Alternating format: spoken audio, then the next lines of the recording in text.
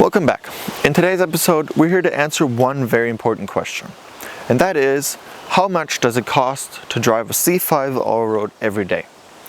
The answer is not as much as you would think, because I have owned my car for pretty much close to 2 years now, and so I thought, why not go over the list of expenses that I had to pay for in the last 2 years with this car. Now, in this video, I want to talk about maintenance costs and less about recurring costs like oil changes or gas price. I don't really want to get into that today. I can give you some idea, but today is maintenance costs. So, to get straight into it, how much does it actually cost to drive this car every day for 2 years? And in the last 2 years, this car has cost me 1,321 euros to drive. Now, you might be kind of surprised at how high that number is, but I'm actually very happy with that number, considering that it's over 2 years. It's not that much. And the 1,300 euros basically came from 5 different things that I had to do over the car, or to the car, which is first, timing belt. That was about 250 euros for this car. I did everything myself, so don't expect shop costs to be included in that. I did everything myself. I just had to pay for the parts. So 250 euros in timing belt. Then power steering pump, which was 217 euros. Then the control arms in the front.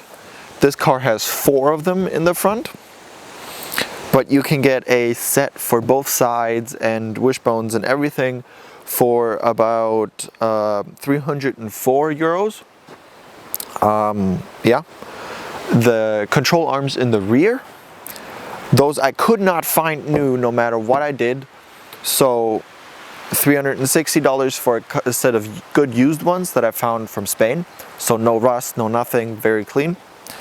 And my airbag in the rear left, that was about 190 bucks. So that adds up to 1,321 euros. Now, of those 5 things, actually only 3 had to be changed. First was the timing belt. That was pretty close to after I got it, where I was doing donuts in a field and then the timing belt moved, and then the car went into limp pump mode and wouldn't give me any boost, and I had to find the problem, which turned out to be the timing belt.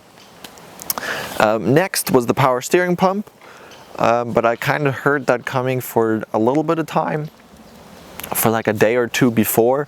It was every time I applied a lot of pressure on the steering wheel and steered hard, it would make noises, and that would just get louder and louder and louder throughout driving. And then eventually I did a video on this. It was just unbearable, and it was still working. It was just unbearable, and the reservoir started bubbling over, and it wasn't a great time. Next, the rear control arms.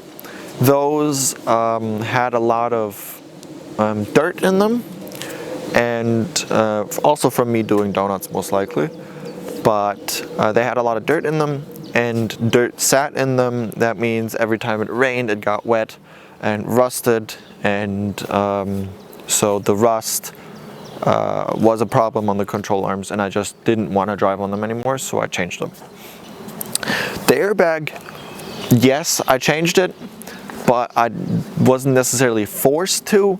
It was just weird because every time I parked the car for a couple of hours, or like 5 or 6 hours, and I came back out to it, it would be sitting on the ground pretty much, or on the stopper in the rear left.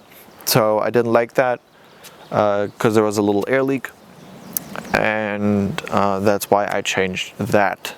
The front control arms, those were a bit of hit and miss, because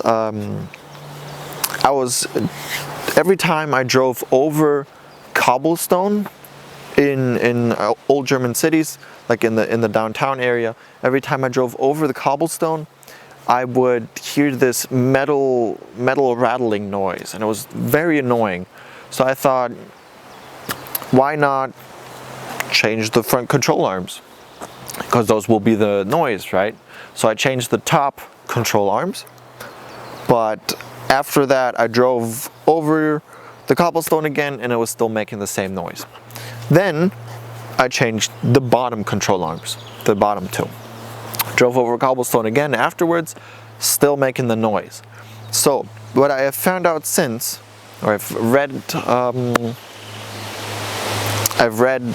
forums, I have asked my colleagues, and they are saying that it's the bushing that goes from the K-member that's holding the engine to the actual car itself. There's like bushings in there, and if you change those, it'll stop making that metal clanking noise. So I didn't have to change those control arms, but I did, and it's here perfectly. So yeah, those are basically all the costs that came with this car for the past 2 years. Like I said, I'm very happy with it. Now, this isn't really on topic anymore, so if you want to leave, you can leave. But since some of you will probably want to know the fuel consumption of this car, it's also a lot better than I thought it would be. Now, this car has a 70-liter diesel tank, and it has the 2.5-liter TDI in it. So 70 liters will get you about 800 to 850 kilometers. That's not necessarily good compared to a smaller car, but for this car, I'm very happy with it, especially considering that I'm not an economical driver. I like to have fun, I like to go fast, and yeah, for that, really not bad.